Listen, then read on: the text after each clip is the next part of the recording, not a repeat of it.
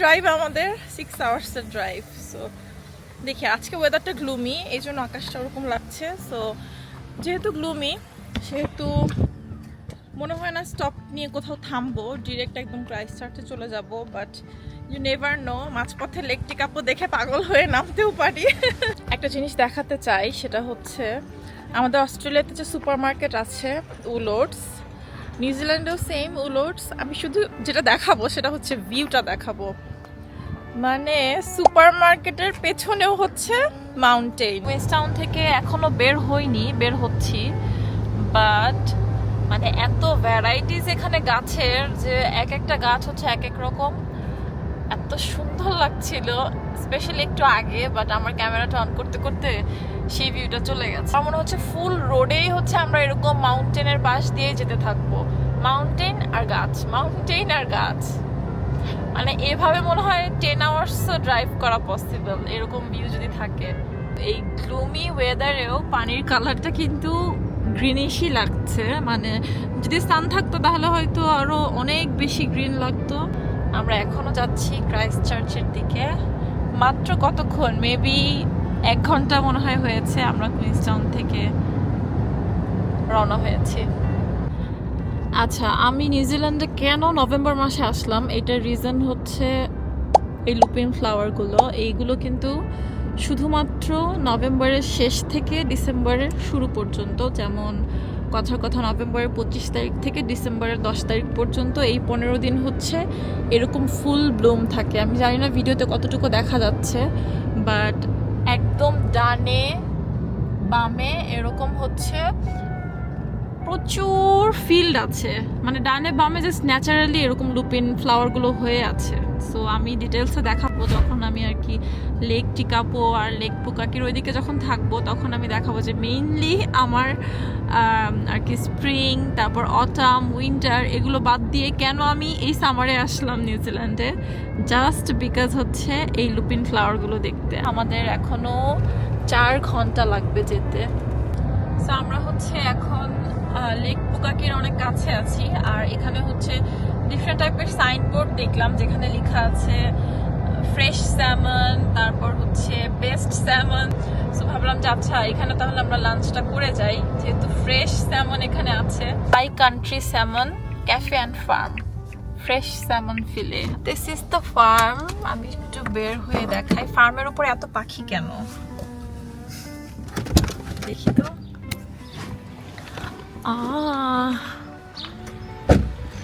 So এই হচ্ছে salmon farm, fish shop. মানে কেউ যদি চায় তাহলে একদম ফ্রেশ স্যামন কিনতে পারবে, কিনে নিয়ে দেন হোটেলে বা বাসায় গিয়ে খেতে পারবে। বাট আমরা হচ্ছে কিনবো না, তো আমরা ক্যাফেতে যাব।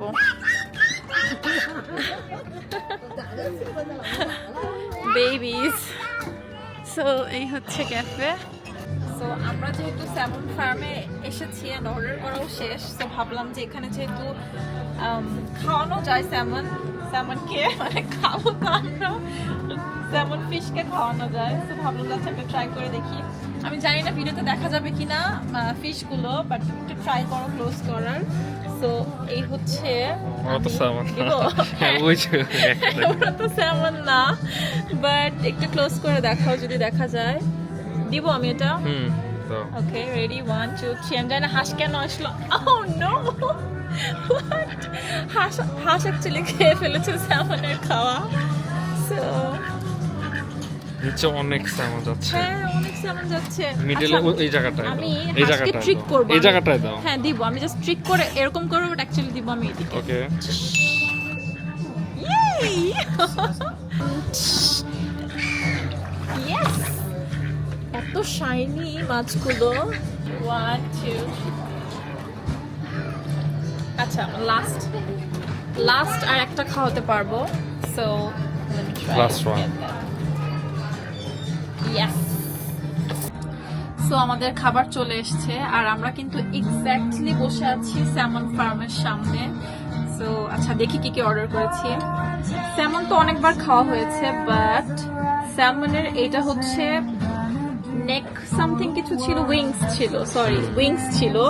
সো এই উইংসটা টেরিয়াকি সস দিয়ে মেরিনেট করেছে। এটা ফার্স্ট টাইম ট্রাই করব, এর আগে কখনোই খাওয়া হয়নি। দেন এটা হচ্ছে স্যামন কেবাব। সো কেবাবও তো সবসময় চিকেনের না হলে বিফের খাই।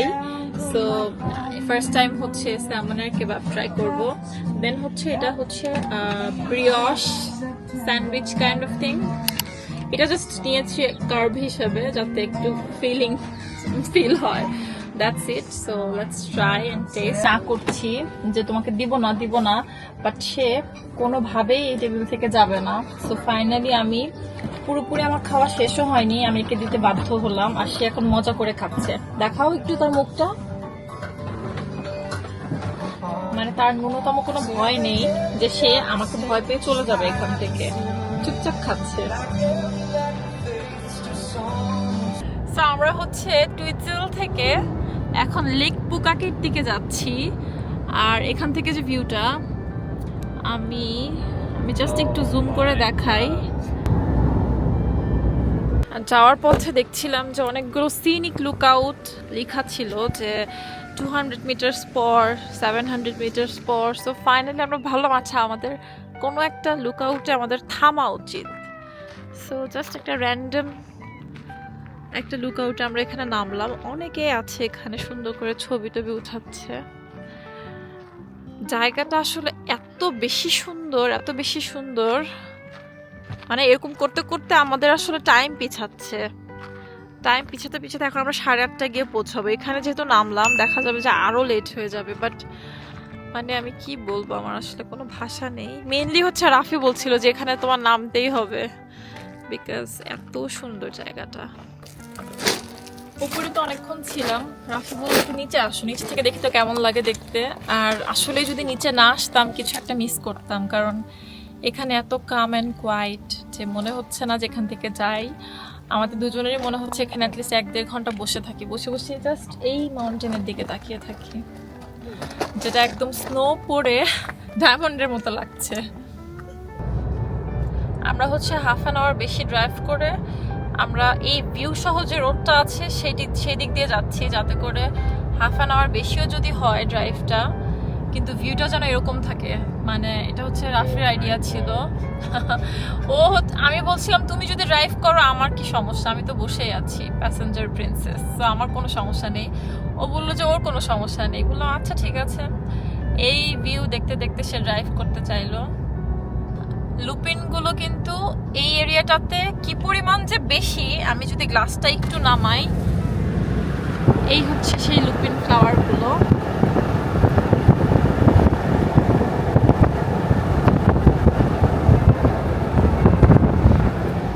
আজকে হচ্ছে আমি নামবো না এখানে, বিকজ টিকাপোতে আমি আরেকবার আসবো, তখন দেখাবো লুপিন আসলে কত বিউটিফুল।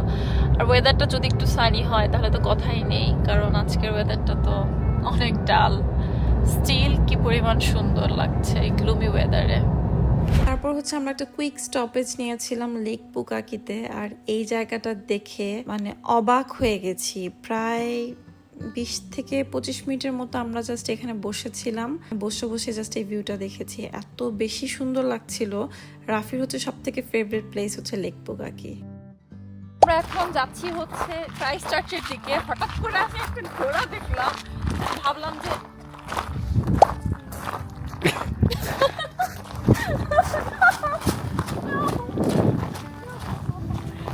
না, 2টা ঘোড়া দেখো। ওয়াও, আসো ভাই, এদিকে আসো, আদর করবো, আসো আসো আসো আসো আসো।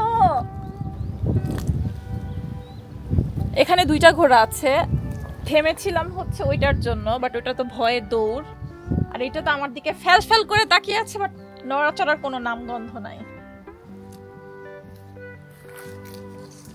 চলো কি আর করার, ওরা প্রবলি ভয় পাচ্ছে। সো মানুষ দেখে অভ্যাস নাই। আমাদের গাড়িটাকে দেখাও, যে এখানে মানে রোডে আমরা ছাড়া লিটারালি কেউ নেই, শুধু গাড়িটা চলছে। চলো চলো চলে যাই, এমনিতেই অনেক লেট আমরা। আমাদের ক্রাইস্ট চার্চ পৌঁছাতে এখনো 1 ঘন্টা 5 মিনিট বাকি। সো গাড়িতে লক্ষ লক্ষ পোকা মরে আটকে আছে। সো রাফি হচ্ছে একটা গ্যাস স্টেশন ওটা ক্লিন করে নিচ্ছে। গাড়ির অবস্থা ভয়ঙ্কর হয়ে গেছে, এই পরিমাণ পোকা, ও মাই গড। কারণ এত গাছ, পোকাও বেশি। আর রাতের বেলা তো হাইওয়েতে এমনিতে একটু পোকা থাকে। সো এই হচ্ছে অবস্থা। পৌঁছাবো হচ্ছে আমরা 11:15-তে। সো যাওয়ার পর জাস্ট একটা ঘুম দিব, দেন কালকে সকালবেলা হচ্ছে ক্রাইস্ট চার্চ ঘুরে দেখাবো। That's all for today's vlog. Next vlog e Christchurch ঘুরে দেখাবো. Don't forget to subscribe to my channel. See you in my next video. Till then, bye.